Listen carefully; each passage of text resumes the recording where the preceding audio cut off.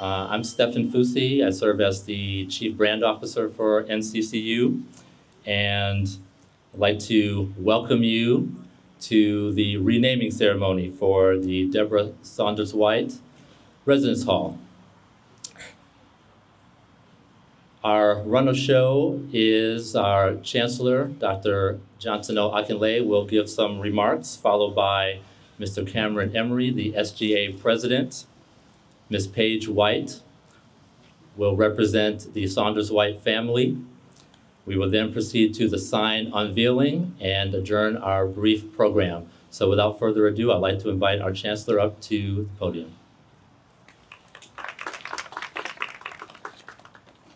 Thank you, Mr. Fushi. Good afternoon. I want to thank all of you. First, our Board of Trustees, I really want to thank you. This initiative was approved last year. And I want to thank you for all the consideration in the discussion and your willingness to make this happen.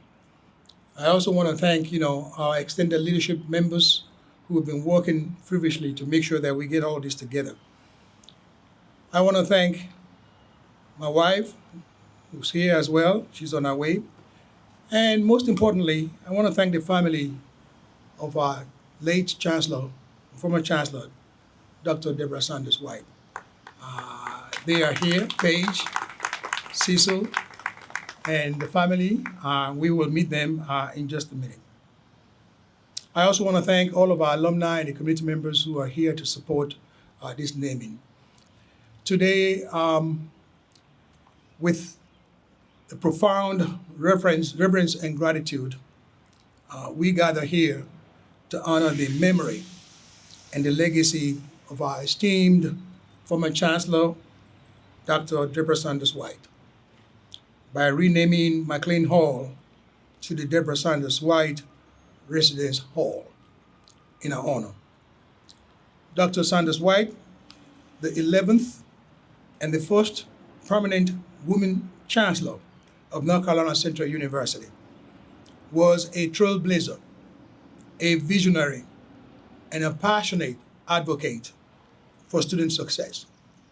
Her unwavering commitment to our university's core value of student success was unmatched, and her mantra, Eagle Excellence, became the fabric that defines NCCU, a symbol of aspiration, achievement, and community. Under Dr. Saunders-White's leadership, the spirit of Eagle Excellence thrived, inspiring students, faculty, and staff alike to strive for greatness and to embody the values of excellence, integrity, and compassion.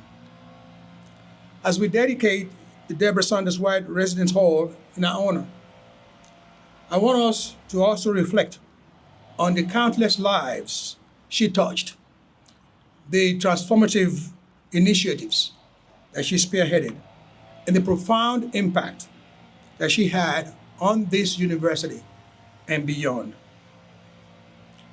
It is never enough time for me to begin to account for her impact, not just here at NCCU, but in higher education in general. And I think many of you know her relentless passion in making sure that we are committed to the values of higher education. Today signifies and symbolizes the legacy, and that naming that will live forever on this campus. May the Debra Saunders-White Residence Hall stand as a living testament to the Dr. Saunders-White's remarkable legacy, inspiring current and future generations to uphold her vision of excellence, compassion, and service to others. At this moment, I would like to invite Paige White to come in and make a brief remarks.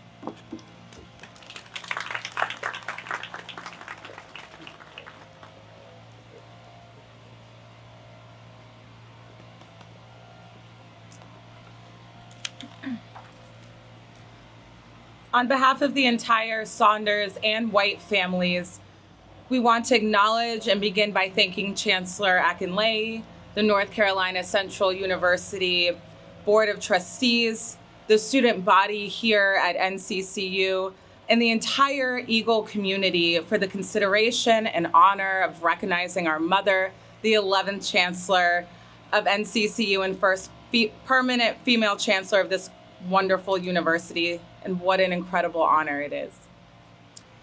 To see our mother's name on a residence hall on her campus that she loved and poured her soul and energy into is such a full circle moment.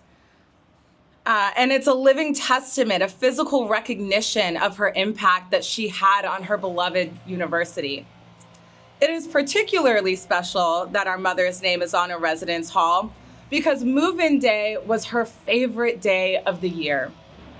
She looked forward to it more than Christmas, and her excitement was infectious. She would wake up early in the morning, put on her maroon shorts, her NCCU top and hat, and be in front of the dorms ready to work by 6 a.m. And work she did. You'd see her pushing large rectangular bins up the wooden ramps into the dorms, taking boxes out of parents' cars, and helping acclimate students to their new educational home. It was her favorite day. She wanted what she wanted for us, for her students. She knew and impressed upon anyone that would listen to her that education is the one thing that no one can take away from you.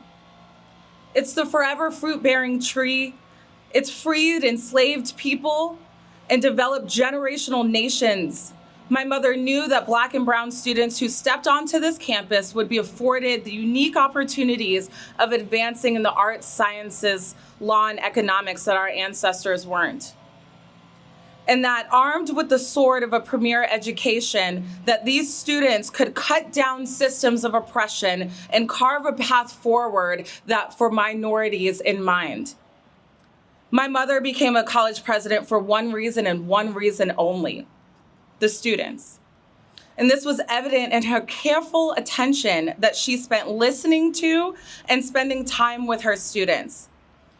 From her infamous weekly open door hours where she allowed students to come in and speak with her about everything, to excitedly attending all the NCCU basketball and football games, and Coach Mo and the basketball team was one of her favorites, to eating lunch in the cafeteria with the students, my mother made it a point for students to know her, and students knew who their chancellor was, and that they knew that she truly cared about them and their success. They felt her love and passion for what she fought for them. They felt her love when they danced with her and taught her how to dab and swag surf, and to seeing her constantly speaking with the UNC system and funding officials, to the urgency at which she called on her alumni Eagles, and the implementation and creation of the beautiful student center right down the road was her dream realized. To all the students, faculty, and administration that will come through this building, I hope that you feel her excitement and her love for you, this institution, and for education. I hope you can hear her heels clacking through the halls, and her vivacious laugh that would cause anyone to turn and see what was so funny. And her always saying, Eagle excellence and Eagle pride amplified. Mom, you can rest well. Your legacy, your memory, the roots of the seeds that you planted on this campus have blossomed. And the fruits of your labor are here in this residence hall. Thank you.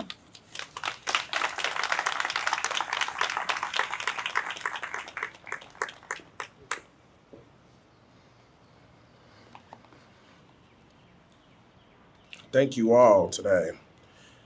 Greetings, Chancellor, members of the Board of Trustees, UNC Board of Governors, members of the Saunders-White family, NCCU alumni, students, faculty, and staff at North Carolina Central University, and all the distinguished guests. I want to first give honor to my predecessors, President Stanfield and President Bebe, who started this initiative, and President Bebe executed it, and I have the honor of just giving the speech for it. So on behalf of Student Government Association, we're honored to further the legacy of our 11th Chancellor, Dr. Debra Saunders-White, by fixing her name to the stone of this residence hall. Naming this residence hall after the illustrious Dr. Saunders-White is not merely a symbolic act or a change of lettering on a building. Today marks the beginning of a transformative journey, a call to action to execute initiatives in our community that embodies our motto of truth and service. Dr. Saunders-White, the first woman to hold the permanent position of Chancellor at NCCU, was a beacon of an initiative changing the higher education landscape and beyond. Let us harness this progress happening here on campus and lead with it in our community to drive change for all. On behalf of 8,000 North Carolina Central University students, we express our heartfelt gratitude. Today, we will remember with pride as it will forever be cherished memory during our time here at beloved NCCU. Thank you. The time to great. Let's see. 1, 2, 3. I